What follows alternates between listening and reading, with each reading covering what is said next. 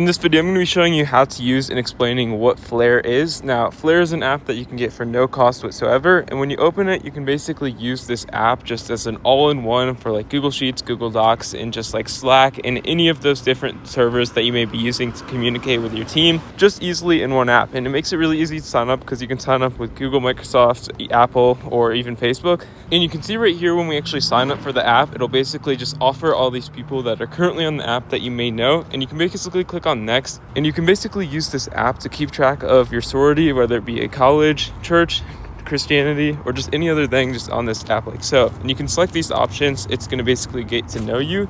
And once you've actually done this, you click on continue a few times and then you click on done, and you'll be in the app like so. And you can see right here, you can basically message people in the top right hand corner by clicking on this notepad. You can add or create groups, and you can even view the calendar or leaderboards or just other stuff that like karma you have on your profile and just other stuff like so. And this app is really easy to use, and it is a good tool to use for messaging and just apps overall. But yeah,